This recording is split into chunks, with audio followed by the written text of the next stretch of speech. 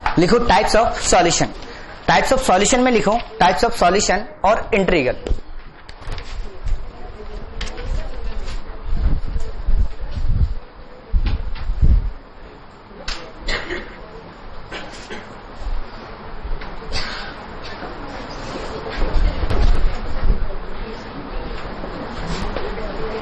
Types of solution और integral. First point लिखो complete solution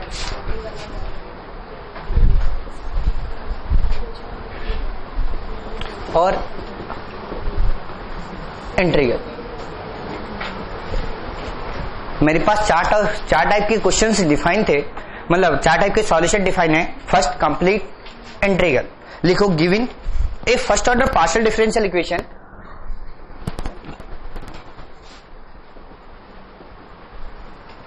first order partial differential equation F X Y Z P Q equal to 0। Equation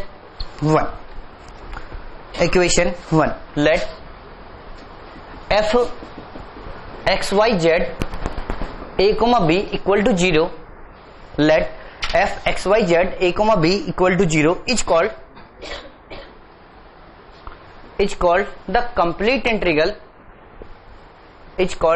the complete integral of equation 1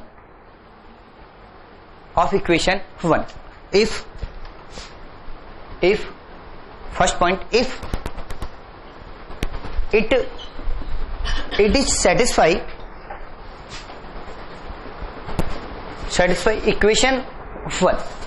अगर ये solution partial differential equation 1 को satisfy करेगा तो ये कैसे बोलेंगे कि ये इसका कैसा सॉल्यूशन है, complete integral. Second condition rank of the matrix M equal to F A F x A F Y A F B F x B F Y B is 2। यानी कि rank of M equal to क्या मिलनी चाहिए, 2 मिलनी चाहिए। अगर ये दोनों कंडीशन सेटिस्फाई करता है कोई भी सॉल्यूशन तो हम उसे क्या बोल रहे हैं, कंप्लीट इंटीग्रल या कंप्लीट सॉल्यूशन। ये चीज समझ आई या नहीं, यहां तक तो कोई प्रॉब्लम नहीं। अब इसका डिस्कशन बाद में करेंगे। अभी तो मेरे पास non linear partial differential equation है, सॉल्यूशन के फाइंड कैसे करेंगे कैसे नहीं करेंगे उसका डिस्कशन बाद में करेंगे। अभी तो हम डेफिनेशन लिख रहे हैं। सेकंड डेफिनेशन लिखो, सॉरी एक नोट लिखो, नोट में लिखो number of independent variable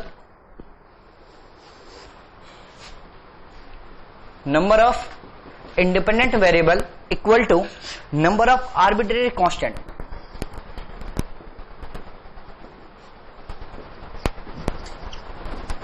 arbitrary constant in complete integral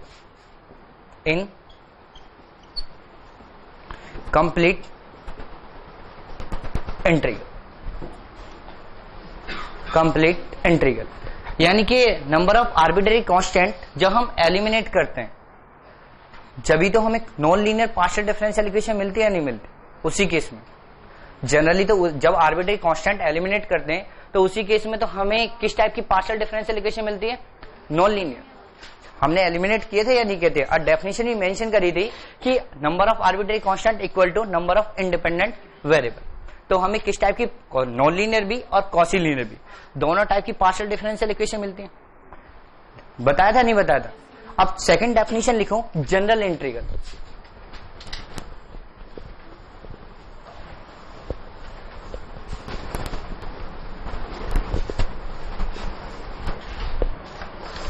general integral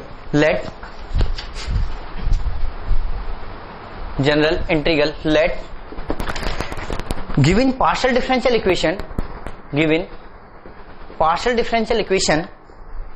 is F X Y Z P Q equal to 0। F X Y Z P Q equal to 0। अब ये बताओ दो case आए थे हमारे पास, जब independent variable equal to arbitrary constant था तो मुझे दोनों टाइप की इक्वेशन मिली थी या नहीं मिली थी। हमें ये भी quasi linear partial differential equation भी मिली थी और नॉन लीनियर भी,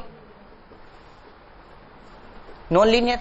तो मैं इसे मान ले रहा हूं थोड़ी देर के लिए कि ये जो पार्शियल डिफरेंशियल इक्वेशन है वो किस टाइप की है, नॉन लीनियर। और सेकंड केस मान लेता हूं कि ऐसा भी तो हो सकता है कि ये लीनियर मिल जाए, सॉरी कॉशी लीनियर मिल जाए। और कॉशी लीनियर क्या होती है, P P plus Q, Q equal to R. तो इसका तो जनरल सॉल्यूशन हमने फाइंड आउट कर लिया। जनरल सॉल्यूशन फाइंड आउट किया था या नहीं किया था, लिख लो यहां पे भी। First point, general solution, general solution of P P Q Q equal to R is phi u, v equal to 0, u, v equal to 0, where phi is arbitrary function and u and v are linearly independent solution of dx upon p, dy upon q और dz upon r। ये तो हमने पढ़ा था या नहीं पढ़ा था। अब हमने इसको डिफाइन कर दिया। जो हमारे पास Cauchy linear partial differential equation मिली थी उसका जनरल सॉल्यूशन डिफाइन कर दिया। अब किसके जनरल सॉल्यूशन की बात करते हैं, नॉन लीनियर। तो सेकंड पॉइंट लिखो, लेट, नहीं चलो ये तो याद होगा, लिख लोगे या नहीं, या दोबारा लिखूं, बोल देता हूं। General solution, general solution of the Cauchy linear for PP plus QQ equal to R is phi u, v is phi u, v equal to 0, where phi is arbitrary function,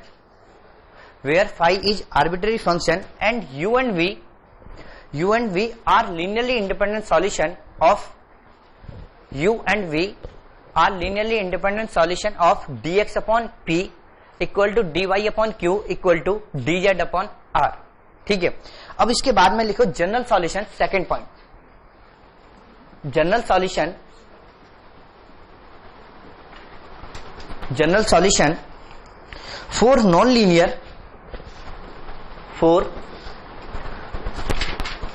linear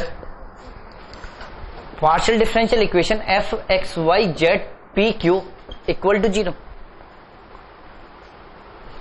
equal to 0, equation 1। ये हमारे पास non linear partial differential equation है। तो हमने मान लिया let z equal to f x y a, b, late z equal to f x y a, b be complete solution, be complete integral of equation 1।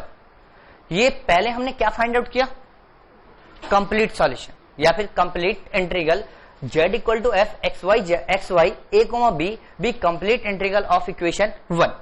अब हमने late क्या, late b equal to, यहां पर कितने arbitrary constant आ रहे हैं, 2।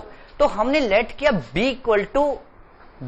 Equal to phi of a और a equal to psi of b is given. अगर मुझे a और b में एक रिलेशन गिवन है, अगर a और b में एक रिलेशन गिवन है तो मैं b equal to phi of a और a equal to psi of b is given होगा तो किसी को भी एलिमिनेट कर सकता हूं, यहां से एलिमिनेट कर सकता हूं या नहीं, किसी एक को भी रिड्यूस कर सकते हो। अगर मैं a equal to psi of b put करता हूं तो यहां से z equal to f x, y a, psi of a phi of A, इस टाइप की कोई इक्वेशन मिलेगी या नहीं मिलेगी। अगर मुझे ये गिवन है एक रिलेशन ए और बी में और मैं यहां पे ये पुट कर दूं तो ये सॉल्यूशन मिलेगा। इस जो भी ये फंक्शन आएगी इसे एक न्यू फंक्शन मान सकता हूं, नीटा। अगर मैं इसे एक नीटा फंक्शन मान लेता हूं तो इसे कुछ ऐसा लिख सकता हूं, X Y Z A, phi of A equal to 0। ऐसा कुछ मान सकता है या नहीं मान सकता, चाहे मैं ये ले लूं या ये लिख दूं, बात तो बराबर ही है ना। तो इसको इक्वेशन मानो सेकंड, इसे इक्वेशन मानो second. Differentiate partially differentiate partially with respect to a। यहां पे a की तो पैरामीटर है a, अगर मैं उस पैरामीटर को एलिमिनेट करना चाह रहा हूं तो मैं किसके रेस्पेक्ट में डिफरेंशिएट कर रहा हूं, a के रेस्पेक्ट में। तो मैं कुछ ये कर रहा हूं ना, del neta upon del a, यही तो कर रहा हूं या नहीं, del neta upon del a equal to 0। अब मेरे पास इक्वेशन 3, मेरे पास दो इक्वेशन है, इक्वेशन सेकंड और इक्वेशन 3। आर्बिट्रेरी कांस्टेंट कितने हैं, एक। अभी इक्वेशन सेकंड में आर्बिट्रेरी कांस्टेंट कितने हैं, एक। अगर मैं एलिमिनेट कर दूं इक्वेशन 2 और 3 से, ए को एलिमिनेट कर दूं तो मुझे कैसा सॉल्यूशन मिल जाएगा, जनरल सॉल्यूशन। तो लिख दो एलिमिनेटिंग या फिर then general solution, then general solution is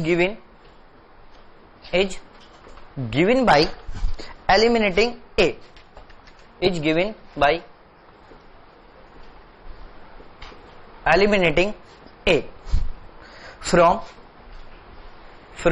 Neeta equal to 0 और del neta upon del a equal to 0, neta equal to 0 और del neta upon del a equal to 0।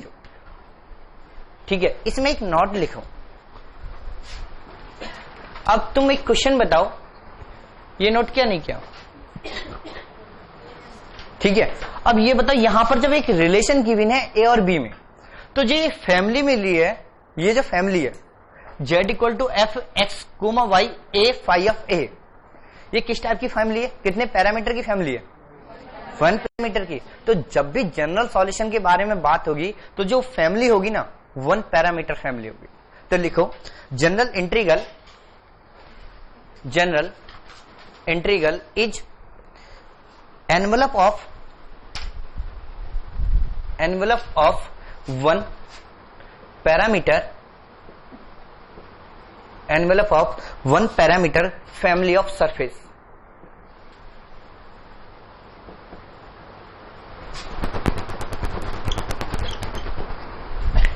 family of surface।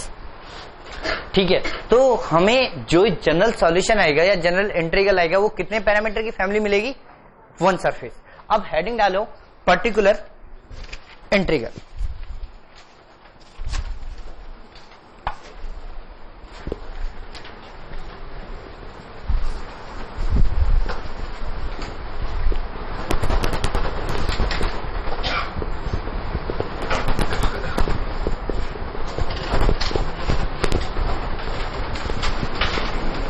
लिखो particular integral में लिखो particular integral, इसमें लिखो if phi depends on our choice, if phi depends on our choice, then general integral is called particular integral, general integral is called particular integral, particular integral। Next point लिखो singular integral या singular solution या singular integral.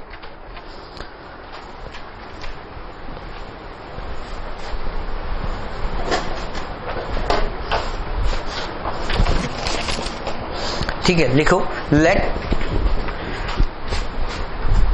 F X Y Z A comma B equal to 0, let F X Y Z A comma B equal to 0। Equation 1 be the complete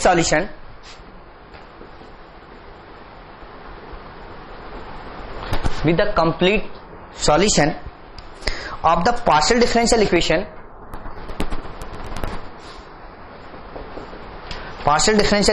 f x y z p q equal to 0, of the partial differential equation f x y z p q equal to 0, then singular integral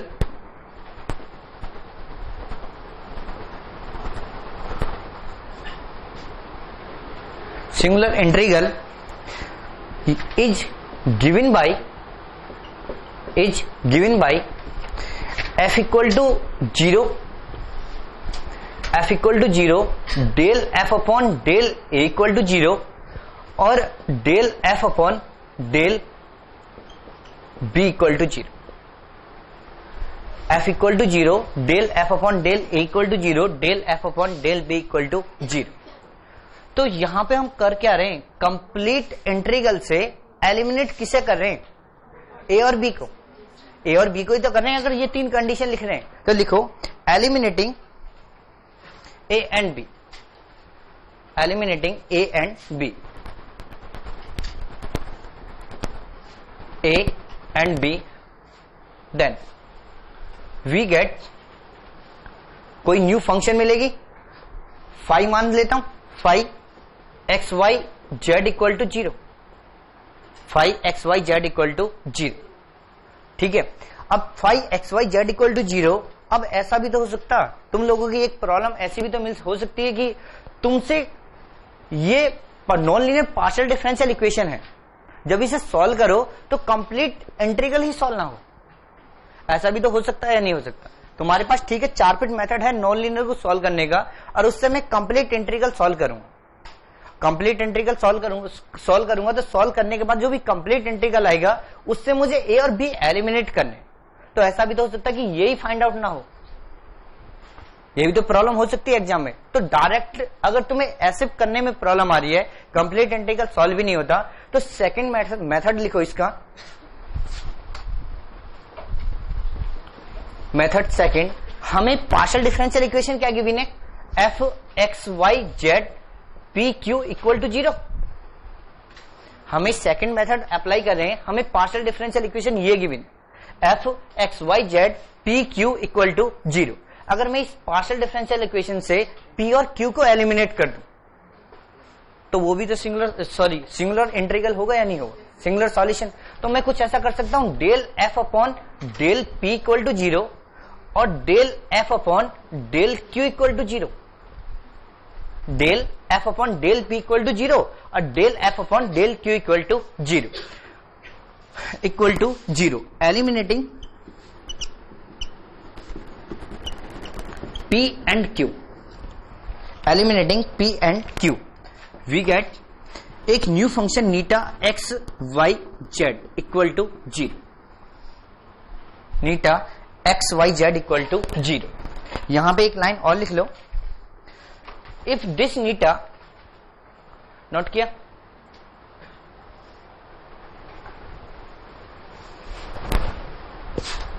if this neta satisfy equation 1, satisfy इसी को equation 1 मान लेना. if this neta satisfy equation 1 then it is called singular integral.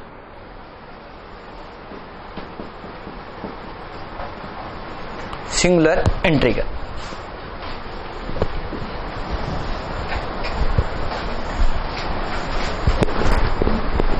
अब देखो, मैं एक general, वैसे तो मुझे एक जनरल एग्जांपल लेना चाहिए कि मुझे ये पहले तीनों मतलब एक ही क्वेश्चन में कंप्लीट इंटीग्रल और ये सारे क्वेश्चंस डिफाइन करने चाहिए, पर मैं वो डिफाइन नहीं कर रहा हूँ, क्वेश्चन बाद में कराता हूँ. पहले तुम्हें ये सिखाता हूँ कि सिंगुलर इंटीग्रल, क्योंकि आज तक जितनी भी प्रीफरेंस रही है एग्जाम में वो सबसे ज्यादा किसकी रही है, सिंगुलर इंटीग्रल की. चाहे वो गेट का पेपर है, नेट का पेपर है या कोई एनबीएचएम का पेपर है, इन सारे पेपर में हमारी जो भी प्रीफरेंस रही है वो सिंगुलर इंटीग्रल से रही है. तो लिखो, the singular integral, the singular integral of the partial differential equation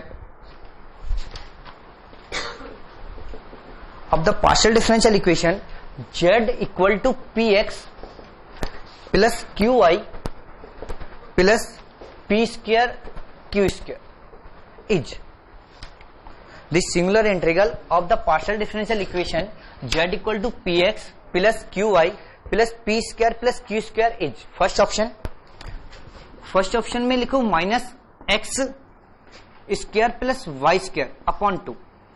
second option minus x square plus Y square upon 4। Third option minus x square plus Y square upon 8। और fourth option minus x square plus Y square upon, सिर्फ इतना ही given, minus x square plus Y square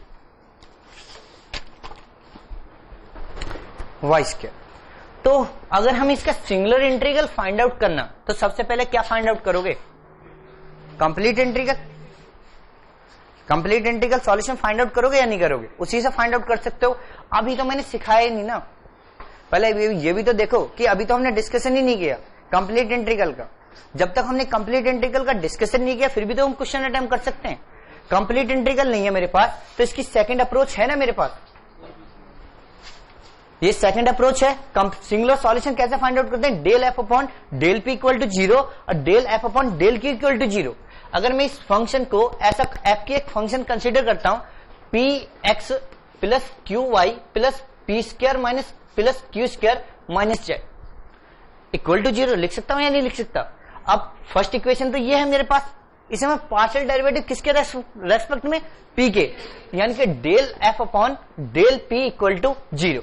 अगर मैं इसका partial derivative p के respect में करता हूं तो यहां से क्या मिलेगा? X plus 2p equal to 0। और यहां से partial derivative del F upon del Q equal to 0, तो यहां से मिलेगा y plus 2q equal to 0। यहां से p की value p equal to minus x by 2 और यहां से q की value minus y by 2। p की वैल्यू माइनस एक्स बाई 2 और q की वैल्यू माइनस y बाई 2। जो फर्स्ट इक्वेशन की भी ना इसमें पुट कर सकते हो। अगर इसमें पुट करोगे तो यहां से क्या मिलेगा? z इक्वल टू p की वैल्यू है माइनस, तो माइनस एक्स स्क्वायर बाई 2 और माइनस वाई स्क्वायर बाई 2 और यहां पे आएगा plus x square by 4 plus Y square by 4, ये मिलेगा नहीं। और इसमें से माइनस करोगे तो यहां से z इक्वल टू क्या मिलेगा? Minus x square by 4 minus y square by 4, यानी कि कुछ सॉल्यूशन इस टाइप का मिलेगा, x square plus Y square upon 4। अगर सॉल्यूशन मिलेगा z equal to minus x square plus Y square by 4, ये क्वेश्चन गेट में पूछा गया, तो आंसर क्या आएगा इसका? सेकंड।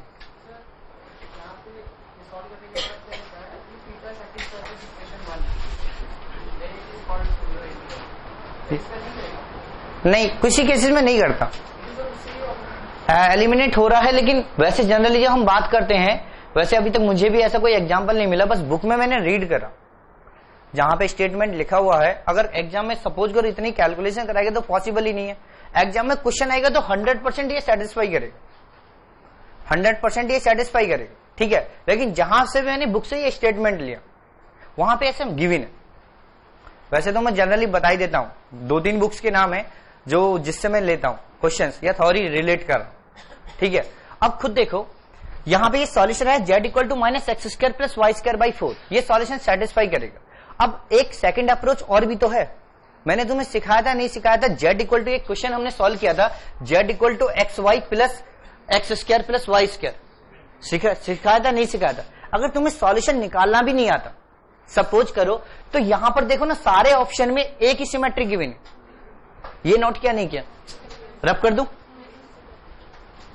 अगर ये एक ही सिमेट्रिक गिवन है तो जो इसका सॉल्यूशन होगा वो सॉल्यूशन तो यही मिलने वाला ना, z equal to A x square plus Y square,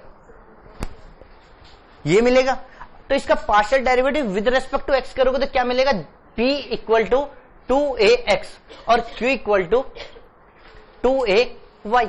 अगर मैं a फाइंड आउट कर लूं तो मुझे सॉल्यूशन मिल जाएगा नहीं मिल जाएगा? ये तो मैंने तुम्हें पहले बता दिया है, नहीं बताया? अब तुम अगर इसे पुट कर देते हो, फर्स्ट इक्वेशन है p की वैल्यू भी और q की वैल्यू भी और z की वैल्यू गिवन है x square plus Y square equal to, यहां पे पुट करोगे p की वैल्यू तो 2a x square plus 2a y square plus 4a square x square plus 4a square y square. यहां से देखो a x square plus Y square और यहां से आएगा 2a x square plus Y square और यहां से 4a स्क्वायर और x square plus Y square. तो हाँ कर रहा हूं cancel. X square plus Y square क्या कॉमन लेके कैंसिल आउट हो जाएगा, तो यहां पे क्या बचेगा a equal to 2a plus 4a square, यहां से इसे माइनस करोगे तो क्या बचेगा minus a equal to 4a square implies a equal to minus 1/4। तो अगर मुझे सॉल्यूशन भी निकालना नहीं आता ना तो तब भी कोई प्रॉब्लम नहीं। अगर ऐसा इस टाइप के क्वेश्चंस गिवन है तो अटेम्प्ट तो तुम फिर भी कर सकते हो, और ये चीज मैं तुम्हें पहले ही बता चुका हूं, बताई है या नहीं कि ऐसा कोई मेथड, ये मेथड तो प्रॉपर क्लास में डिस्कस हुआ नहीं हुआ। अब देखो ये नोट किया, नोट किया नहीं किया। अब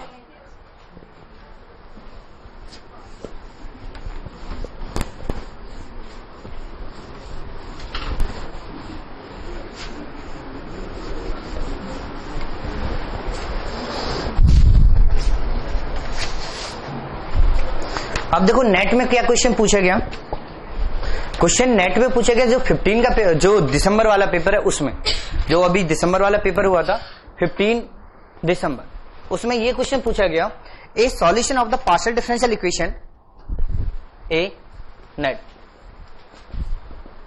ए solution of the partial differential equation X del U upon del X plus Y del U upon del Y plus X del U upon del X का whole square plus del U upon del Y whole square minus U equal to zero represents first option an ellipse in the xy plane,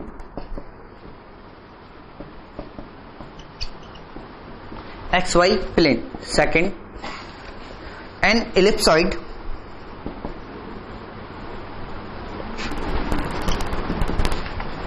in the xyz plane, third option a parabola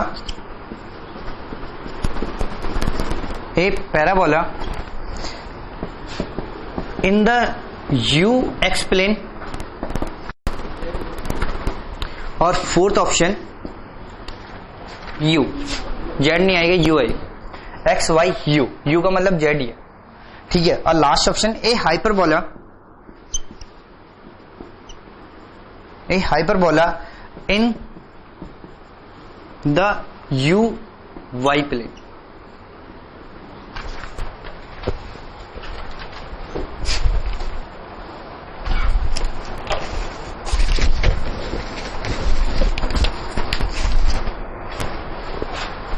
बताओ answer क्या हुआ, second. और कोई answer? Second true है, सही है, सबका answer second.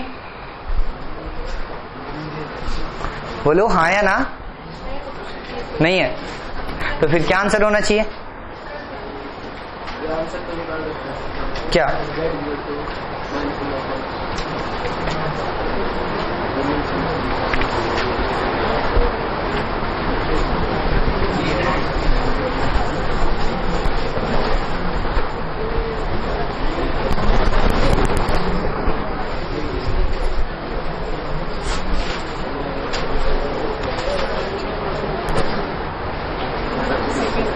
Second. देखा सारे लोग खुद देखो थोड़ी देर के लिए, अभी तो एग्जाम में नहीं बैठे हो, वहां पे क्वेश्चन ही समझ नहीं आएगी। पहले ये जो क्वेश्चन लिखा हुआ ना, यही क्वेश्चन है, ये है या नहीं, और वहां पे बैठ के हमें ये समझ नहीं आएगा हम किस मेथड से सॉल्व करें, सॉल्यूशन ही नहीं मिलेगा। तो अभी थोड़ी देर पहले अगर हमने सॉल्यूशन फाइंड आउट किया तो सॉल्यूशन मिला था हमें x square plus Y square upon 4, ये सॉल्यूशन मिला या नहीं। अब यहां पे देखो x an ellipse in x y plane, x y plane का मतलब क्या होता है, जेड इक्वल टू जीरो, तो ये इक्वेशन किस में कन्वर्ट हो जाएगी, x square plus Y square equal to 0। तो क्या ये सर्कल है, पॉइंट सर्कल है ये, और जिसकी रेडियस क्या है 0, तो ये ऑप्शन गलत हो गया। Second option, third option given है an ellipsoid in the x Y Z plane. Ellipsoid की इक्वेशन क्या होती है? X square upon A square plus Y square upon B square plus Z square upon C square equal to D. क्या Z का जो Z की जो power है वो जेड स्क्वायर है? नहीं है ना। और यहां पर क्या गिवन है? जेड। तो क्या ये इलिप्सॉइड होगा? नहीं होगा ना। अब थर्ड ऑप्शन, एक पहले फोर्थ ऑप्शन करता हूं, एक parabola in the x y plane, sorry z y plane. अगर जेड वाई प्लेन की बात कर रहा हूं तो एक्स इक्वल टू क्या मिलेगा? 0, एक्स इक्वल टू 0, और जेड इक्वल टू क्या मिलेगा? Minus y square by 4। ये क्या रिप्रेजेंट करेगा? पैराबोला। और ऐसी थर्ड ऑप्शन में गिवन है कि एक्स जेड प्लेन में y इक्वल टू 0, तो z equal to minus x square by 4। तो ये सॉल्यूशन क्या होगा? पैराबोला। तो आंसर क्या होगा? पैराबोला। अब देखो, तुमने क्लास में क्वेश्चन सॉल्व किया, 1 मिनट पहले सॉल्व किया, और वहां पे उस सॉल्यूशन की ऑब्जर्वेशन की, बस वही तो करना है या नहीं कर। अब तुम्हें सबसे बड़ी प्रॉब्लम क्या आएगी? अगर मैं तुमसे पूछने लगूं ना, ये conic section a x square plus 2h x Y plus B Y square plus 2gx plus 2fy plus c equal to 0, तुम में से 70% लोग क्या कुछ बोल रहे हो?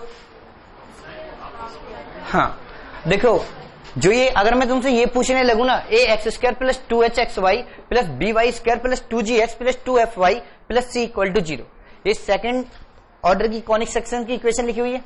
ये सर्कल कब रिप्रेजेंट करेगा? पेयर ऑफ स्ट्रेट लाइन कब रिप्रेजेंट करेगा? रेक्टेंगुलर हाइपरबोला और पैराबोला इलिप्स ये कब रिप्रेजेंट करेगा? तो तुम में से 70% लोग ऐसे होंगे जिसके इसके बारे में याद नहीं होगा। नहीं है? याद कितने लोगों को है? 1 2 3, बस 3 लोग। देखो, यही चीज बोल रहा हूं, पहले ही बोल रहा हूं, सिलेक्शन और होने या नहीं होने में यही डिफरेंस होता है। जिसके बेसिक स्ट्रांग होते हैं उसका सिलेक्शन हो जाता है, जिसके बेसिक स्ट्रांग नहीं होते उसका सिलेक्शन कभी नहीं होता। मतलब बेसिक स्ट्रांग होने बहुत जरूरी है। हम एक अपर लेवल का मैथमेटिक्स तो बहुत अच्छे से जानते हैं, लेकिन अगर वो ऐसा कुछ भी रिलेट कर देते हैं, अगर कोई इक्वेशन, ये इक्वेशन 2 डायमेंशन में कन्वर्ट हो जाती, सपोज करो इसका सॉल्यूशन 2 डायमेंशन में कन्वर्ट हो जाता, जो सॉल्यूशन हम पूछ रहे हैं यहाँ पे सॉल्यूशन ऐसे मिल जाता, z equal to x square plus Y square plus 2xy plus something, कोई फंक्शन मिल जाती है यहाँ पर 2xy प्लस x, इस टाइप से लिखा होता, और xy प्लेन में इसके सॉल्यूशन की ऑब्जर्वेशन करते। तो अब तो ये 0 होता या नहीं होता? अब तो ये 0 होता। अब तुमसे ये पूछने लगूं कि ये क्या रिप्रेजेंट करेगा, फिर वही प्रॉब्लम आई या नहीं है? तो तुम्हारी बेसिक प्रॉब्लम ये है कि तो हमारे बेसिक स्ट्रांग नहीं है। जो ये हम पढ़ के तो आए हो या नहीं आए हो? सबने पढ़ रखा, ऐसा नहीं 12th क्लास में नहीं पढ़ा होगा, 12th में भी पढ़ा होगा, ग्रेजुएशन में भी पढ़ा होगा। ठीक है, जब भी पढ़ा है तो ये सारी चीजें तुम्हें याद होनी चाहिए, तो याद कर लेना। मैं नहीं लिखवा रहा हूं, लिखो, चलो बाद में लिखवाऊंगा।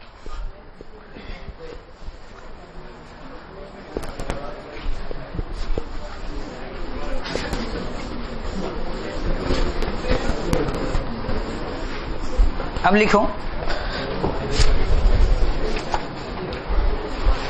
लिखो, given that z equal to example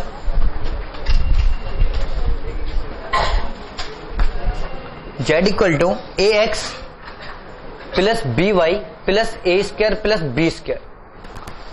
z equal to A x plus B y plus a square plus b square. Equation 1 is solution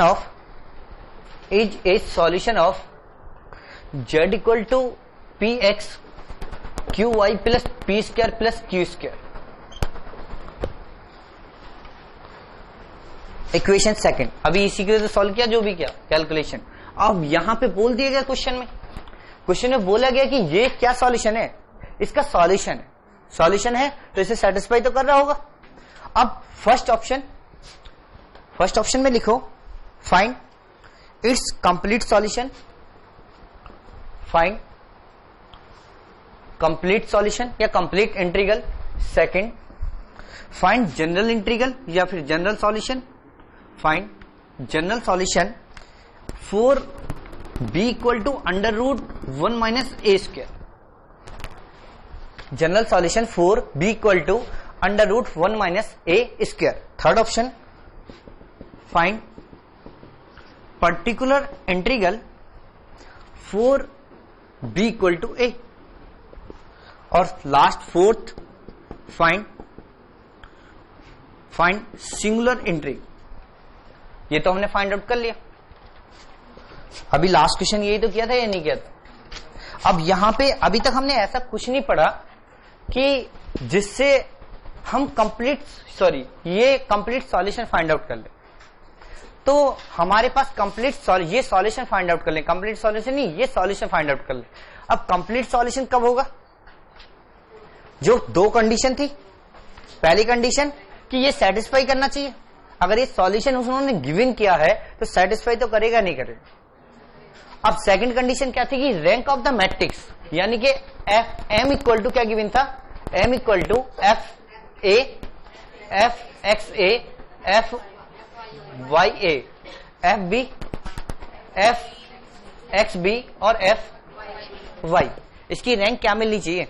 2। अगर मैं इसको सॉल्यूशन मान रहा हूं तो एफ इक्वल टू मैं लिख सकता हूं f equal to A x plus B y plus a square plus b square minus z. अगर यहां पे पार्शियल डेरिवेटिव है ये। हाँ, अब देखो, सही बात है, अच्छी बात है कि तुम पूछ रहे हो। बहुत सारे तुम्हारे जैसे लोग होते हैं जिसको कुछ भी समझ नहीं आता, और वो मतलब तुम में, अब शांत हो जाओ। तुम में से 60% लोग ऐसे होते हैं जो पूरे 6 महीने गुजार के चले जाते हो और एक भी क्रॉस क्वेश्चन नहीं करते हो। क्लास में बहुत बड़ी बात होती है क्वेश्चन पूछना।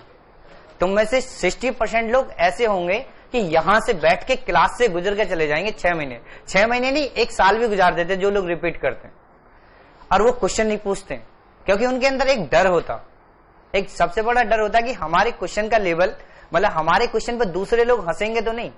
पहले ये तो देखो तुम हंसने लायक डिजर्व भी करते हो या नहीं करते हो।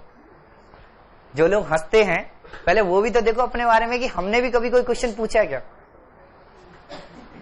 मतलब तुम्हें बहुत बोलता नहीं हूं, इसका मतलब ये नहीं कि तुम्हें चुप नहीं कर सकता। चलो, तो इसका पार्शियल डेरिवेटिव करोगे विद रेस्पेक्ट टू ए, तो एफ ऑफ ए की वैल्यू क्या मिलेगी, एक्स प्लस 2a। तो इसकी वैल्यू क्या मिलेगी, x प्लस 2a। अब इसका पार्शियल डेरिवेटिव, इस जो भी फंक्शन आई एफ ऑफ ए, इसका पार्शियल डेरिवेटिव किसके रेस्पेक्ट में, एक x के रेस्पेक्ट में, तो इसकी वैल्यू क्या मिलेगी 2a, सॉरी 1। अब इसका पार्शियल डेरिवेटिव किसके रेस्पेक्ट में, y के रेस्पेक्ट में करोगे तो इसकी वैल्यू 0। अब इसका पार्शियल डेरिवेटिव करोगे विद रेस्पेक्ट टू b, तो इसका पार्शियल डेरिवेटिव क्या मिलेगा, y प्लस 2b, और इसकी वैल्यू 0 और इसकी वैल्यू 1। अब कितनी भी चॉइस अप्लाई कर लो a और b पे, तो इसकी रैंक तो 2 मिलेगी या नहीं मिलेगी। तो rank of m equal to क्या मिला 2, rank of m equal to 2। तो अब हमें कंप्लीट इंटीग्रल तो मिल गया। ये जो सॉल्यूशन होगा वो कैसा सॉल्यूशन होगा, कंप्लीट इंटीग्रल या कंप्लीट सॉल्यूशन। अब हमें फाइंड आउट क्या करना, जनरल सॉल्यूशन। अगर मुझे जनरल सॉल्यूशन फाइंड आउट करना है तो यहां पर एक कंडीशन की भी है, एक रिलेशन की भी है, b equal to under root 1 minus A square, b equal to under root 1 minus A square. तो हमने क्या रिलेशन यूज किया था, एक फंक्शन डिफाइन करी थी a में, तो यहां से एक रिलेशन मिलेगा a स्क्वायर प्लस बी स्क्वायर की वैल्यू 1 आएगी या नहीं आएगी। तो यहां से फंक्शन मिलेगी z equal to A x plus under root 1 minus A square into Y plus क्या आएगा 1 आएगा नहीं आएगा। z equal to A x plus under root 1 minus A square y plus 1। अब यहां से इसको f मान सकते हो, f इक्वल टू कोई new function a x plus under root 1 minus A square y plus 1 minus z equal to क्या मान लोगे 0। यहां से हमें एलिमिनेट किसे करना, ए को, तो यहां से del f upon del A के रेस्पेक्ट में पार्शियल डेरिवेटिव करोगे तो इसका डेरिवेटिव क्या आएगा x प्लस, यहां पे इसका पार्शियल डेरिवेटिव करोगे तो 1/2 1/2 -2a, तो माइनस a आएगा, a upon under root 1 minus a square into y, आगे तो 0 हो जाएगी, इसकी वैल्यू 0 हो जाएगी या नहीं हो जाएगी, तो इक्वल टू 0 कर सकता हूं। तो यहां से x equal to a y upon under root 1 minus A square लिख सकता हूं। यहां से ये इक्वेट करोगे तो ये वैल्यू इधर आएगी या नहीं आएगी, तो यहां से एक वैल्यू मिली under root 1 minus A square equal to a y upon x, under root 1 minus A square equal to a y upon x लिख सकता हूं। यहां तक तो कोई प्रॉब्लम नहीं है। अब यहां से स्क्वायरिंग करो बोथ साइड, अगर स्क्वायरिंग बोथ साइड करोगे तो यहां से 1 minus A square equal to a square y square upon x square, ये लिख सकता हूं। अगर 1 minus A square equal to a square plus Y square, तो ए की वैल्यू क्या मिलेगी, ए की वैल्यू मिलेगी ए स्क्वायर इक्वल टू, या ब्रैकेट में लिख दूं 1 minus y square upon x square equal to 1, sorry 1 plus Y square upon x square equal to क्या मिलेगा, 1 आएगा नहीं है। यहां से अगर इसको ए को शिफ्ट करोगे तो ए कॉमन आ जाएगा, ए कॉमन आएगा तो 1 plus Y square upon x square equal to 1, तो यहां से ए की वैल्यू मिलेगी x upon under root x square plus Y square plus minus, लिख सकता हूं या नहीं। अब यहां से ए की वैल्यू मुझे इस इक्वेशन से और इस इक्वेशन की हेल्प से मुझे किसको एलिमिनेट करना, ए को। अगर मैं ए को एलिमिनेट करता हूं इस इक्वेशन की हेल्प से, तो z equal to A x under root 1 minus A square की वैल्यू, अंडर रूट 1 माइनस ए स्क्वायर की value a y upon x put कर सकता हूं कैलकुलेशन रिड्यूस करने के लिए। अगर मैंने यहां पे पुट किया तो यहां से क्या मिला, plus A Y square upon x plus 1, तो z की वैल्यू एक कॉमन आया तो यहां से क्या मिलेगा, x square plus Y square upon x plus 1, तो a की वैल्यू क्या गिवन है, plus minus x upon under root x square plus Y square, तो यहां पे पुट करोगे तो z equal to plus minus x upon under root x square plus Y square into x square plus Y square upon x, और 1 को shift कर देता हूं, यहां पे आ जाएगा z माइनस 1, तो यहां से देखो x से x कैंसिल, x से x कैंसिल, इससे इस टर्म से ये अंडर रूट कैंसिल, कुछ गलत हो कहां पे, सही तो है यहां से। अच्छा यहां पे देखो अंडर रूट 1 माइनस ए स्क्वायर की value a y upon x है, मैंने यहां पे पुट कर दी, तो ये एरो इसीलिए लिखा कि z equal to A X, और इसकी वैल्यू पुट करोगे तो A Y square upon x plus 1, तो यहां से एक कॉमन आ गया तो एलसीएम आएगा x square plus Y square upon x plus 1, a की वैल्यू पुट करी तो यहां से एक्स एक्स कैंसिल, ये से ये terms cancel out, under root, तो z minus 1 equal to plus minus under root x square plus Y square, squaring both side, तो z माइनस 1 का whole square equal to x square plus Y square. तो ये मेरे पास कैसा solution आया, general solution, ये मेरे पास कैसा सॉल्यूशन है, जनरल सॉल्यूशन। अगर मैं general solution sorry complete integral में, जैसे यहां पर तो मैंने मान लिया, ये नोट किया नहीं किया,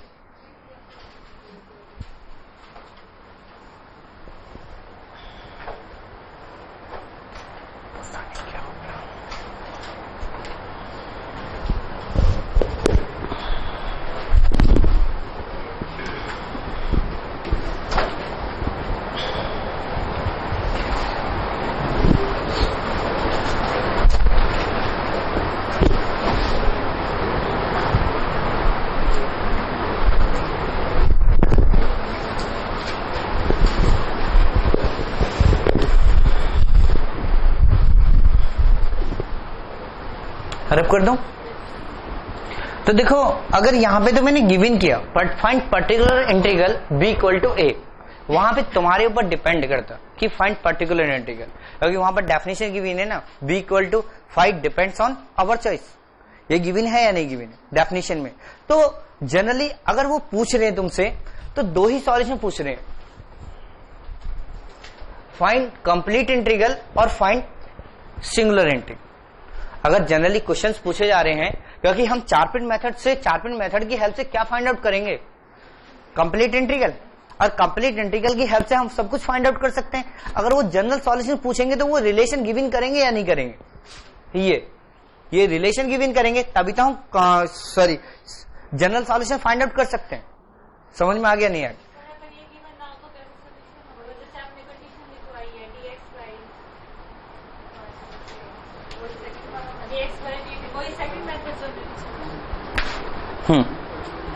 तो ये समझ आया नहीं आया? अभी तक हमने डेफिनेशन पे डिस्कशन किया, अब आगे डिस्कशन करते हैं चार पिन मेथड।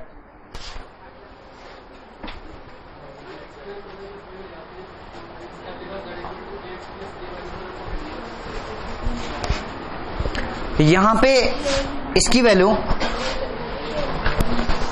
√1 माइनस ए स्क्वायर की वैल्यू क्या गिवन है, ए वाई अपॉन एक्स। यहां पे पुट कर सकता हूं, यहां पे पुट करता हूं तो यहां से क्या मिलेगा, A x square upon x plus 1 लिख सकता है या नहीं। ए यहां पे देखो ना, इसकी वैल्यू क्या, ए वाई अपॉन एक्स। यहां पे पुट करो, ए आएगा, वाई की वाई में मल्टीप्लीकेशन होगी तो क्या आएगा, वाई स्क्वायर आएगा, नहीं आएगा, अपॉन एक्स आ जाएगा। आगे सॉल्व कर लोगे।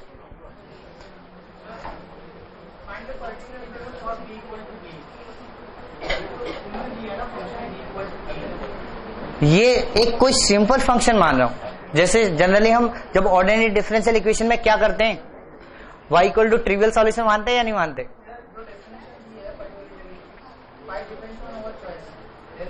तो मैंने ये मान लिया ना, b इक्वल टू a, मैंने ये मान लिया, ये रो। अब कोई भी चॉइस हो सकती है तुम्हारे पास, सबकी अलग अलग चॉइस हो सकती है, मतलब तुम कुछ और लेट कर सकते हो, कोई कुछ और लेट कर सकता। तो अब जिसके अकॉर्डिंग जो भी लेट करोगे उसके अकॉर्डिंग एक रिलेशन मिलेगा।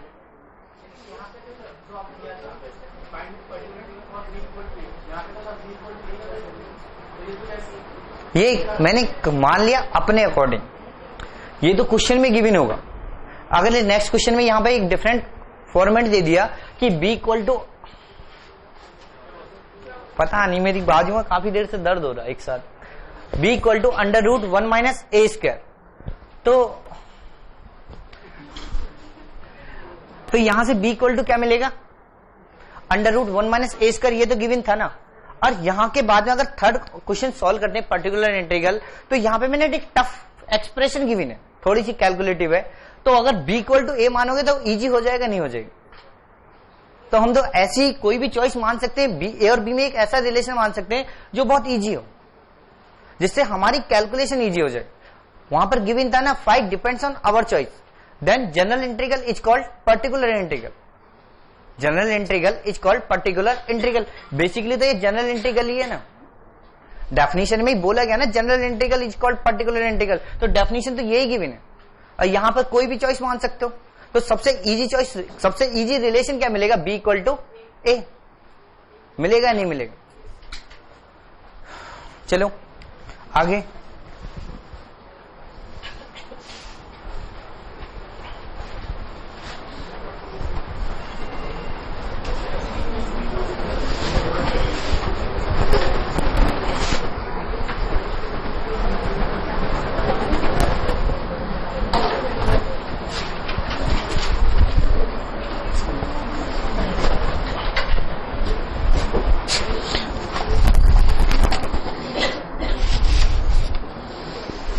अब देखो यहां से जो भी हम पढ़ने वाले हैं, मतलब नेक्स्ट क्लास और आज की क्लास में इसके बाद, वो थोड़ा कैलकुलेटिव है।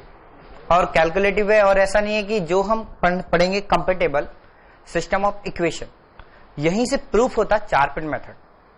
तो कंपेटेबल सिस्टम ऑफ इक्वेशन से जनरली अभी तक कोई क्वेश्चन नहीं पूछा गया। अगर मैं क्वेश्चन की बात करता हूं, क्यों नहीं पूछा गया, क्योंकि कैलकुलेटिव है, बहुत ज्यादा कैलकुलेटिव है, इसलिए क्वेश्चन नहीं पूछा गया। और क्वेश्चन किससे पूछा गया है, चार पिट मेथड से। तो हम चार पिट मेथड को तो डिटेल में डिस्कशन करेंगे, प्रूफ भी कराऊंगा, लेकिन इसका प्रूफ नहीं करा रहा हूं। इसके जो जिस इंफॉर्मेशन की रिक्वायरमेंट है उस इंफॉर्मेशन को गिवन कर रहा हूं। ठीक है, लिखो compatible system of equation.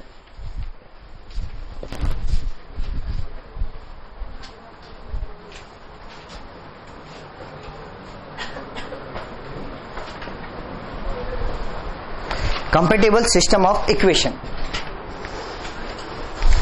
If two partial differential equation, if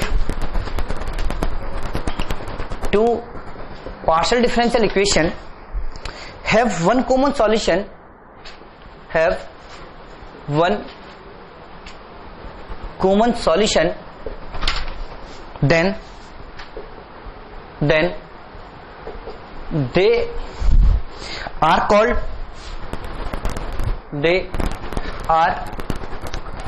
called compatible system of equation.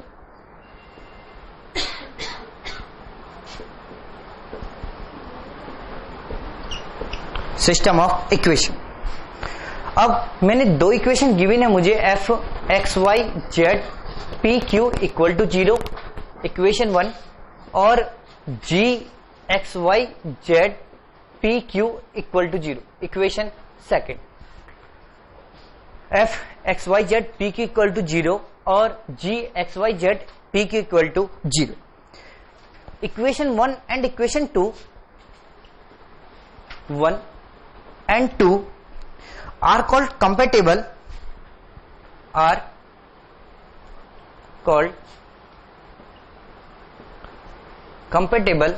if they have at least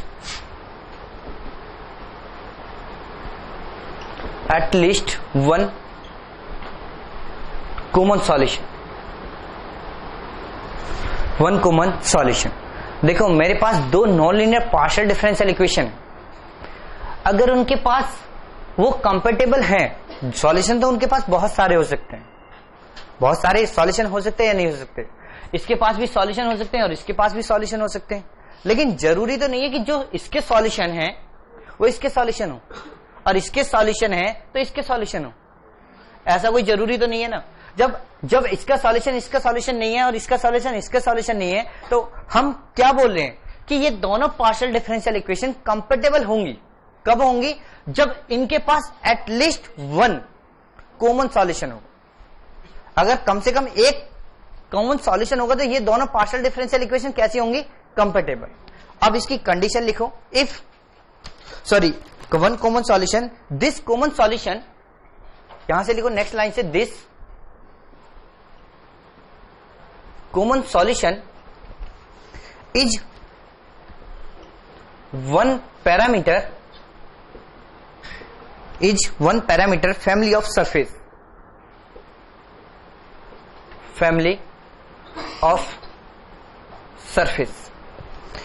f x y z comma c equal to 0. f x y z c equal to 0. ठीक है. जो भी solution आएगा उसके पास कितने parameter की family होगी? वो वन पैरामीटर. ठीक है. इसी का हम यूज करेंगे 4 फिट एक्सिलरी इक्वेशन. अब लिखो नेक्स्ट लाइन से, if equation 1 and 2, if equation 1 and 2 are set to be compatible,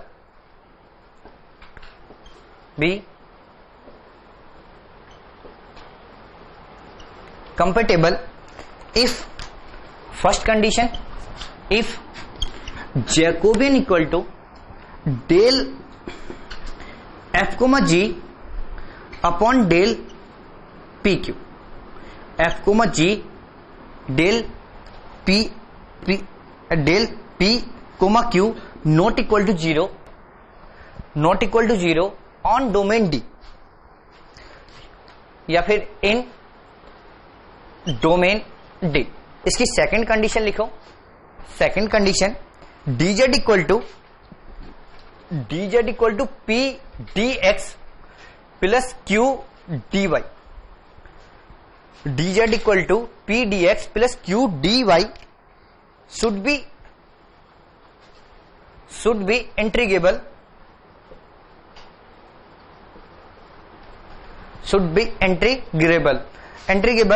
p where p equal to phi x y z and q equal to psi x Y z, यानी कि जो P function है वो function किसकी है, five X Y Z की, और Q function किसकी है, एक्स वाई जेड की। यहां पे जो जनरली एक क्वेश्चन पूछा गया, इसके बारे में ऑब्जेक्टिव एक क्वेश्चन पूछा गया, नेसेसरी और सफिशिएंट कंडीशन। जो ये कंडीशन है इसे इक्वेशन 3 मान लो और इसे इक्वेशन 4 मान लो। इसको लिख दो नेसेसरी कंडीशन, जो ये कंडीशन है इसके आगे लिख दो नेसेसरी कंडीशन, और इसके आगे लिख दो सफिशिएंट कंडीशन। जो कंडीशन इक्वेशन 3 है इसको हम क्या बोलते हैं, नेसेसरी, और इसको क्या बोलते हैं, सफिशिएंट। सफिशिएंट जो इक्वेशन 4 है, एक यहां पे एक थ्योरम लिख लो, theorem if equation 4 is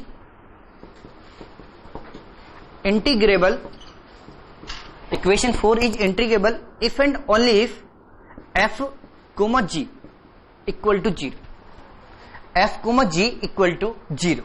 date is f, g का इसका मीनिंग क्या है, वो मीनिंग डिफाइन कर रहा हूं। That is del f, g upon del x, p Jacobian f, p g upon del x, p plus p del f, g upon del z, p plus del f, g upon del y, q plus q del f, g upon del z, q equal to 0। अगर ये इन सारी quantity का सम 0 मिल गया तो ये function, जो function जिसे हम इंटीग्रेबल फंक्शन बोल रहे हैं ना, d z equal to p d x plus q d y, Z equal to p d x plus q d y, ये इंटीग्रेबल फंक्शन कन्वर्ट हो जाएगी, इंटीग्रेबल फंक्शन कन्वर्ट हो जाएगी, अदरवाइज नहीं। तो हमें अगर कंपैटिबल सिस्टम चेक करना है तो सबसे पहले कंडीशन क्या चेक करोगे, ये जैकोबियन क्या होना चाहिए, नॉट नॉन जीरो, और वो फंक्शन इंटीग्रेबल है तो उसके लिए हमें क्या चेक करना है, ये condition f, g equal to 0। अगर ये कंडीशन 0 है और सेकंड ये कंडीशन 0 है तो ये जो सॉल्यूशन आएगा ये कैसा सॉल्यूशन हो जाएगा, इंटीग्रेबल। समझ में आ गया नहीं आ गया? अब क्वेश्चन लिखो,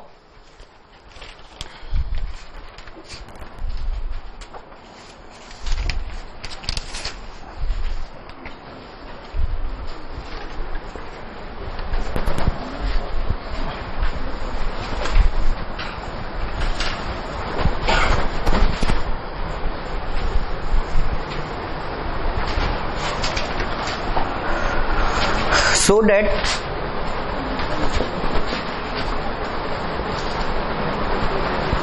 p square plus q square equal to 1, p square plus q square equal to 1 and p square q square into x equal to p z are compatible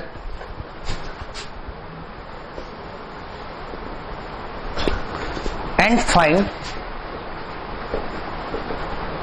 find common solution, common solution।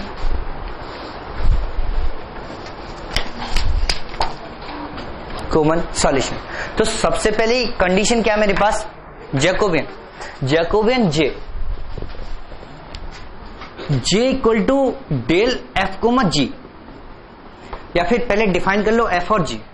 F मान सकते हो F equal to P square plus Q square minus 1 equal to 0, और G को let कर सकते हो G equal to P square plus Q square into X minus P Z equal to 0, equal to 0।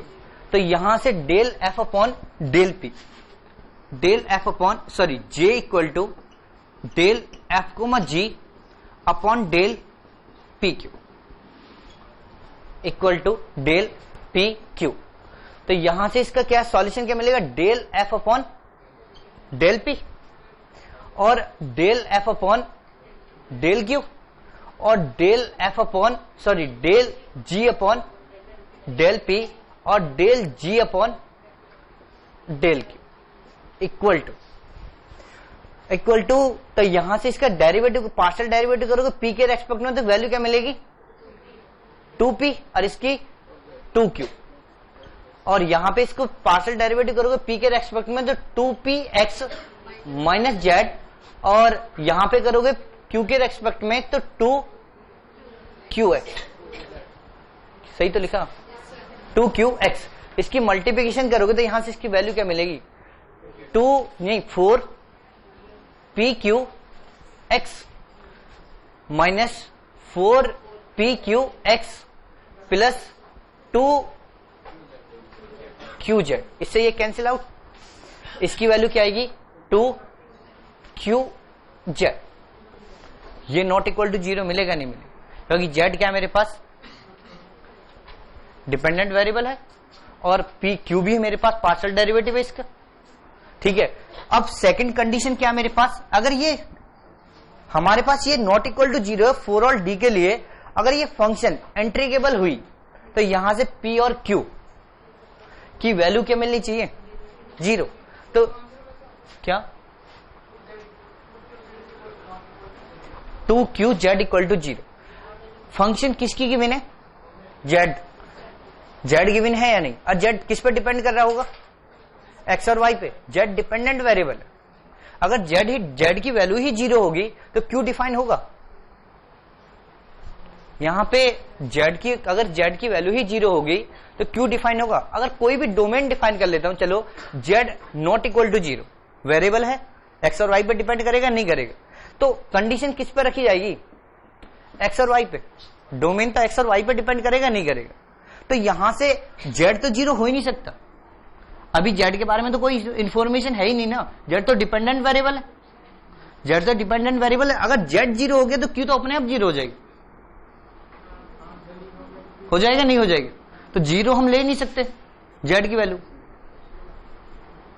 समझ में आया नहीं हाँ नॉन जीरो ठीक है क्या बोल रहे हो अभी तो नॉर्मल कैलकुलेट कर रहे हो मान लो ना कि z नॉन जीरो है जहां पे नॉन जीरो होगा जिस डोमेन में z नॉन जीरो होगा ये क्वांटिटी नॉन जीरो होगी या नहीं होगी ऑन डोमेन डी लिखवाया था यहां पर जो लिखवाया है इन डोमेन डी लिखवाया नहीं लिखवाया क्या इसमें डोमेन नहीं गिवन है अगर डोमेन गिवन भी कर लेता हूं तो नॉन जीरो लेकर चलोगे या नहीं लिखोगे वेरिएबल है z क्या बोल रहे हो y फंक्शन गिवन है y z इक्वल टू कोई फंक्शन गिवन है एक्स वाई आर में डिफाइन कर लो z equal to x y पर डिफाइन कर लेता हूं डिफाइन कर लोगे तो z जब तक एक्स वाई गिवन नहीं है हमें तो यहां पे सिर्फ सिंपल z गिवन है हाँ y 0 कर लो क्या कैसे डिफाइन नहीं होगा पहले partial derivative normal derivative define होने चाहिए पी क्यू -1 नॉर्मल्स होते हैं और नॉर्मल नॉन जीरो होते हैं नहीं होते पी क्यू -1 किसी भी सरफेस के नॉर्मल होते हैं और जो सरफेस होता है नॉर्मल उसके p q normals non zero होते हैं वो डिफाइन किया था delta of f not equal to 0 sorry gradient of f not equal to 0 होना चाहिए तो क्यू क्या है नॉर्मल है और नॉर्मल तो नॉन जीरो होगा नहीं होगा ठीक है। अब यहां से देखो सेकंड कंडीशन क्या है कि अगर ये फंक्शन ये तो कंफर्म हो गया कि इनके पास ये नॉन जीरो है सफिशिएंट कंडीशन मिली अब मुझे ये चेक करना कि जो ये फंक्शन है z इक्वल टू ये हम जब तक चेक कर सकते हैं p dx plus q dy जब ये दोनों फंक्शन क्या मिल जाए इंटीग्रेबल हो जाए सॉरी ये इंटीग्रेबल हो जाए तो वो इंटीग्रेबल के लिए कौन सी कंडीशन है f g इक्वल टू क्या मिलना चाहिए 0 अब उसे चेक कर लो इसकी वैल्यू चेक करोगे तो यहां से इसकी वैल्यू क्या मिलेगी del f upon del p या फिर डायरेक्ट लिख दूं ना तो यहां पे इसकी वैल्यू आएगी जब f का पार्शियल डेरिवेटिव x के रेस्पेक्ट में करोगे तो क्या आएगा 0 आएगा नहीं आएगा partial derivative with respect to x करोगे तो 0 और विद रेस्पेक्ट टू p करोगे तो 2p आएगा तो यहां पे लिख दूं 0 और 2p और g का पार्शियल डेरिवेटिव x के रेस्पेक्ट में करोगे तो ये क्वांटिटी आएगी p square plus q square और p के रेस्पेक्ट में करोगे तो 2px हाँ यहां पे आएगा p square plus q square जब मैंने किसके रेस्पेक्ट में किया, एक्स के रेस्पेक्ट में, और पी के रेस्पेक्ट में करूंगा तो यहां से क्या मिलेगा, P square 2px minus Z plus P into यहां पे क्या आएगा, डेल एफ कोमा जी, इसका पार्शियल डेरिवेटिव जेड के रेस्पेक्ट में तो 0 और पी के रेस्पेक्ट में 2p, और इसका पार्शियल डेरिवेटिव जी का किसके रेस्पेक्ट में, जेड के रेस्पेक्ट में तो माइनस पी, और पी के रेस्पेक्ट में 2px minus Z plus F का पार्शियल डेरिवेटिव y के रेस्पेक्ट में 0 और q के रेस्पेक्ट में 2q, और g का पार्शियल डेरिवेटिव y के रेस्पेक्ट में 0 और q के रेस्पेक्ट में करोगे तो 2qx प्लस q, यहां से इसका पार्शियल डेरिवेटिव z के रेस्पेक्ट में 0 और q के रेस्पेक्ट में कहां पे,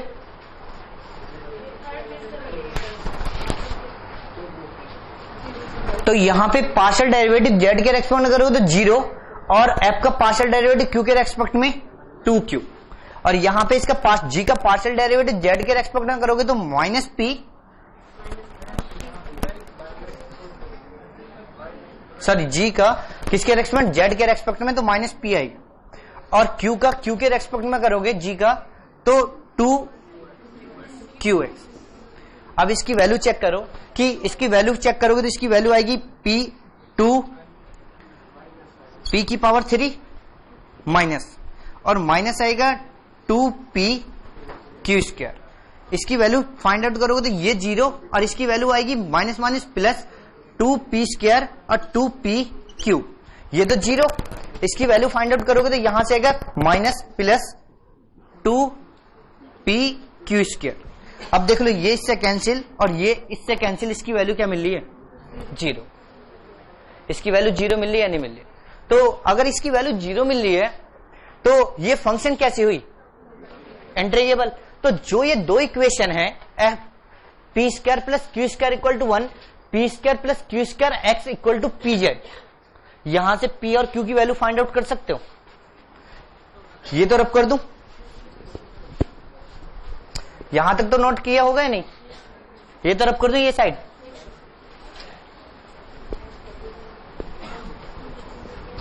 अगर मैं इससे इस इक्वेशन से p और इन दोनों इक्वेशन को सॉल्व करता हूं, जो गिवन इक्वेशन है, यानी कि ये गिवन है p² plus q² equal to 1 और p² plus q² x equal to pz, यहां से देखो p² प्लस q² की वैल्यू यहां पे पुट कर दो तो यहां से क्या मिलेगा, x इक्वल टू pz, तो p की वैल्यू क्या मिलेगी, x अपॉन z मिलेगी या नहीं, तो यहां से इन्हें सॉल्व करोगे तो p की वैल्यू मिलेगी x अपॉन z। अगर ये p की वैल्यू यहां पे पुट कर दो तो q की वैल्यू मिल जाएगी, अगर यहां पे पुट करोगे तो q इक्वल टू लिख सकता हूं 1 minus x² upon z² q², तो q की वैल्यू मिलेगी plus minus √z² minus x² upon z।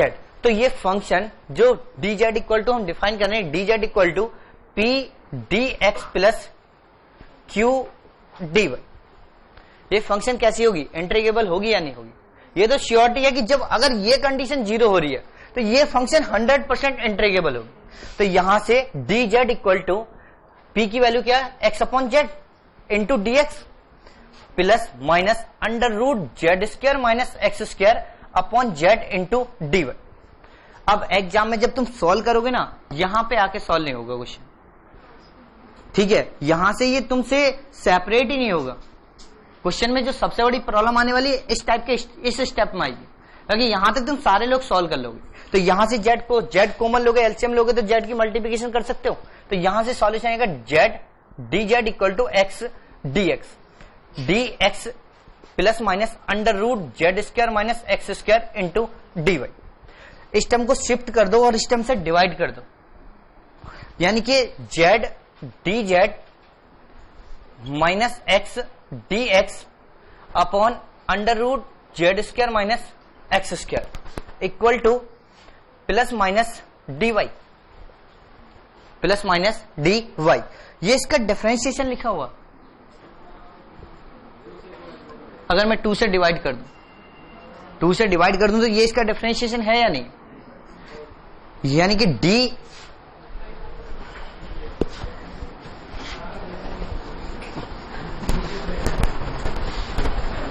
देखो यहां पे इसका डिफरेंशिएशन क्या, ये किसका डिफरेंशिएशन है, under root Z square minus x square. इसका डिफरेंशिएशन करोगे तो क्या मिलेगा, 1/1/2 Z square minus x square की power minus 1/2 into differentiation 2z into dz minus x into 2x into dx। 2 से 2 कैंसिल आउट, 2 से 2 कैंसिल आउट इक्वल टू यहां पे क्या आएगा, प्लस माइनस dy। इंटीग्रेशन कर सकते हो, इंटीग्रेशन करोगे तो यहां से मिलेगा under root Z square minus x square, या फिर ये प्लस माइनस यहां पे शिफ्ट कर दो तो plus minus equal to Y plus constant C. Squaring both side तो Z square minus x square equal to Y plus C का होल स्क्वायर, और जेड स्क्वायर इक्वल टू क्या मिलेगा, x square plus Y plus C का whole square. और देख लो जो family मिल रही है, अगर इक्वेशन कंपेटेबल है तो उसमें कितने पैरामीटर आ रहे हैं, 1। उसमें पैरामीटर कितने मिल रहे हैं, 1। समझ आया या नहीं है, कोई प्रॉब्लम तो नहीं। देखो इतनी कैलकुलेशन तो एग्जाम कभी करवाएगा नहीं, तो पहले ही बोला था मैं कि इस टाइप के क्वेश्चंस नहीं पूछे जाने वाले। अगर यहां से क्वेश्चंस पूछे जाएंगे तो इसके सेकंड एग्जांपल से कुछ रिजल्ट लिखेंगे। वो ये नोट किया नहीं किया, रब कर दो ये, इसका सेकंड एग्जाम इसे कंप्लीट कर लो, फिर कल 4 फिट पढ़ लेंगे। बस 5 मिनट की बात, 5 या 6 मिनट, ठीक है।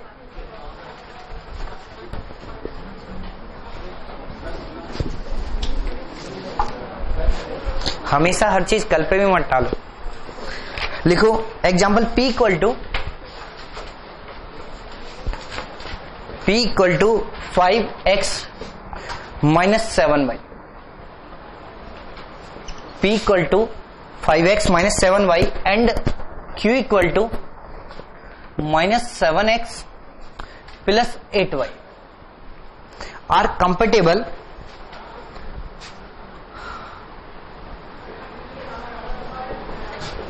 find common solution।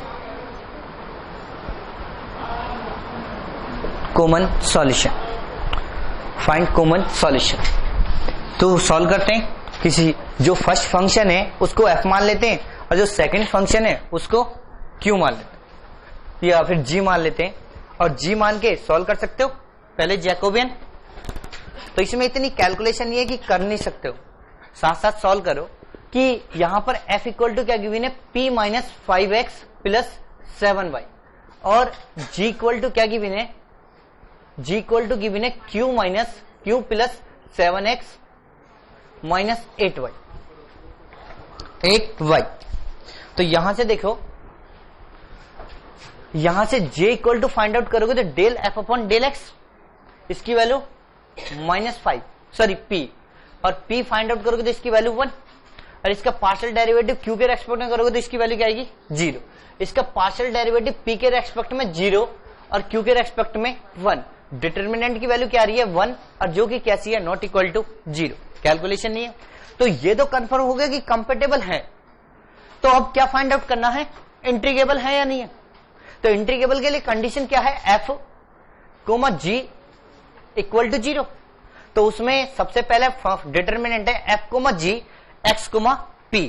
अगर मैं f का डेरिवेटिव करता हूं किसके रेस्पेक्ट में, x के, तो यहां से क्या मिलेगा, -5, और f का पार्शियल डेरिवेटिव करता हूं p के रेस्पेक्ट में तो 1, g का पार्शियल डेरिवेटिव x के रेस्पेक्ट में 7, और इसके p के रेस्पेक्ट में करूंगा तो इसकी वैल्यू क्या मिलेगी, 0 प्लस p। देखो यहां तक तो समझ आ रहा है, पूरी डिफाइन करूं,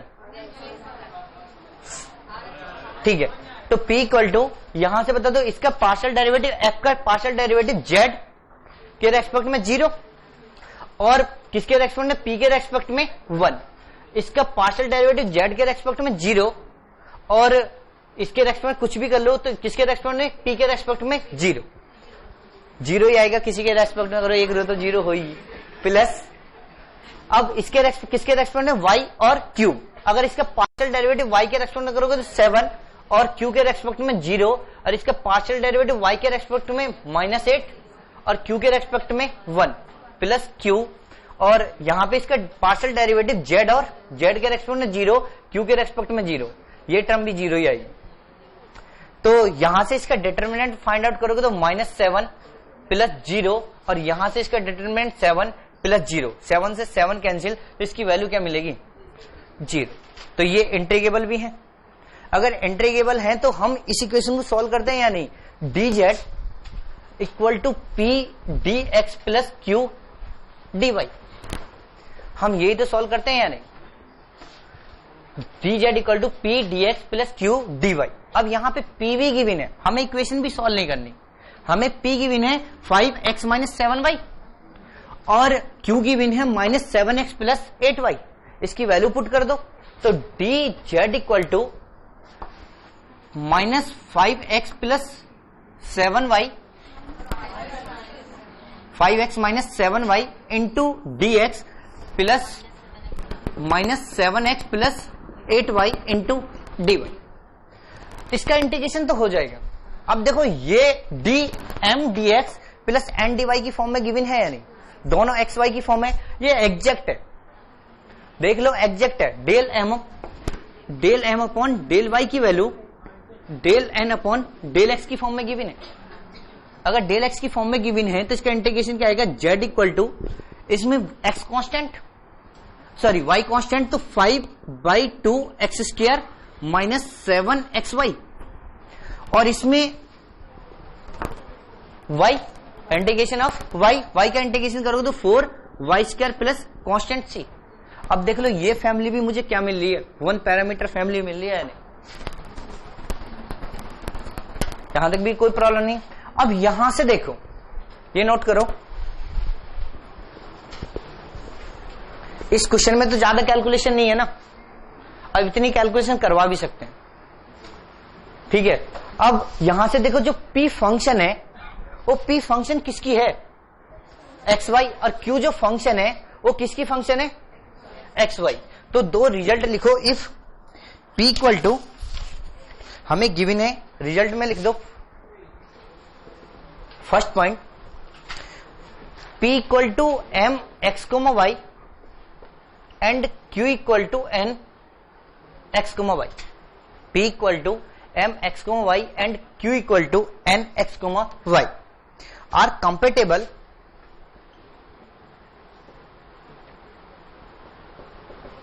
if and only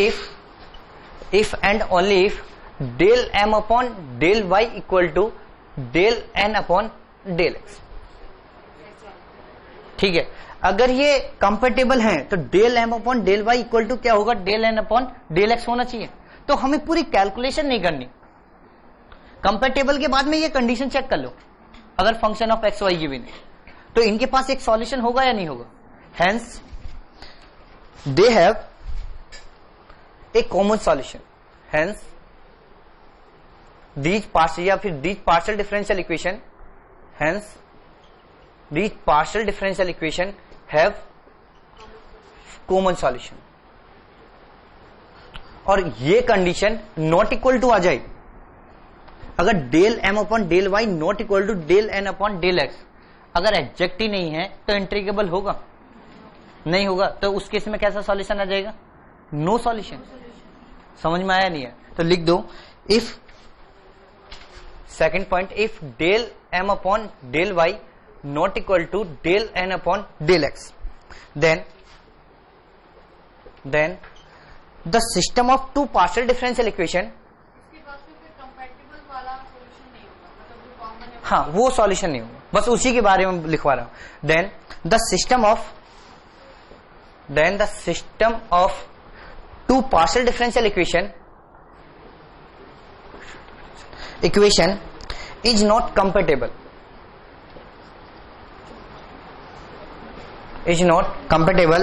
and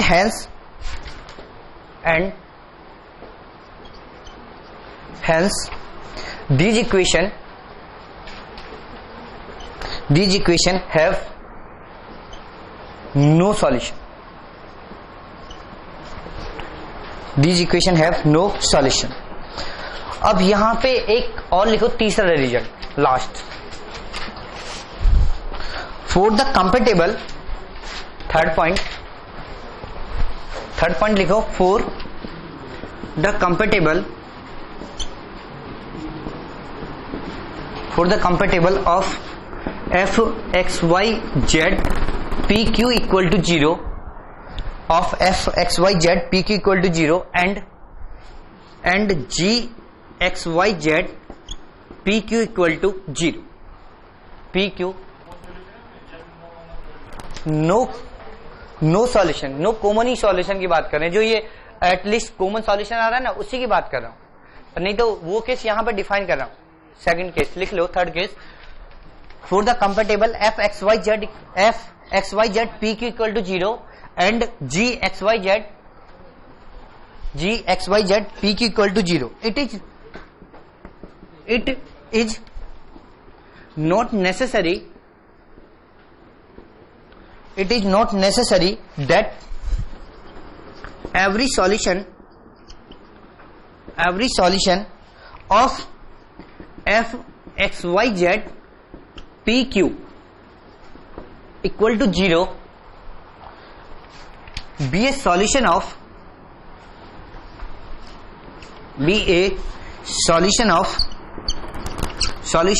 g x y z p q equal to 0। Every solution of f x y z p q equal to 0 be the solution of g x y z p q equal to 0। ठीक है, example लिखो इसके लिए, example लिखो z, first example z equal to x into Y plus 1, z equal to x into Y plus 1 is a solution of f equal to xp minus yq minus xp minus yq minus x equal to 0, but not g equal to p square q square x minus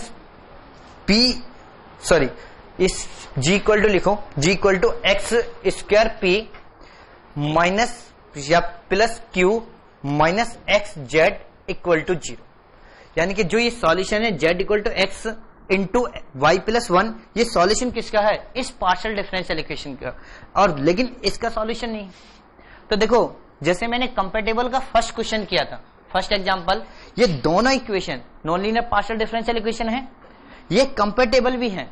जब तुम इस example को घर पे solve करना, ये दोनों equation compatible भी हैं और इनके पास कॉमन सॉल्यूशन भी आएगा, लेकिन हम इस पर्टिकुलर सॉल्यूशन की बात कर रहे हैं, z equal to x into Y plus 1 इस इक्वेशन का सॉल्यूशन है, लेकिन इसका सॉल्यूशन नहीं। ये तुम्हारे लिए होमवर्क है, मतलब कर लेना घर पे, एक क्वेश्चन तो ट्राई कर सकते हो। सेकंड एग्जांपल और लिखो, सेकंड एग्जांपल में लिखो z equal to x plus y upon root 2, x plus y upon root 2 is a solution of f equal to P square plus Q square minus 1 equal to 0।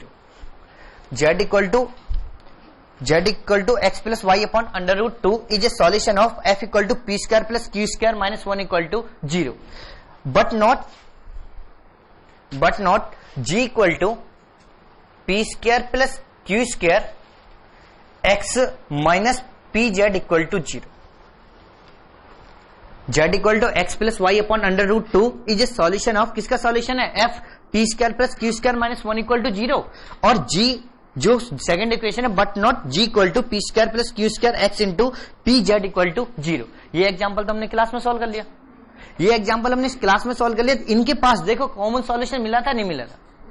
Common solution है और दोनों equation compatible भी है। तो जो भी example मैं class में लिख रहा हूं, उस एग्जांपल को एटलीस्ट ट्राई जरूर कर लेना घर पे, क्योंकि जितनी भी बुक्स है ना, मतलब चाहे वो टी अमरनाथ है या और दो तीन बुक्स है, या फिर एमडी राज सिंघानिया या और भी बहुत सारी बुक्स हैं, उनके सारे एग्जाम्पल क्लास में दे दूंगा। और जो भी क्वेश्चन पूछा गया क्लास इन्हीं एग्जाम्पल से रिलेट किया गया, ऑप्शन इन्हीं से रिलेट होंगे जो सॉल्यूशन है। ठीक है,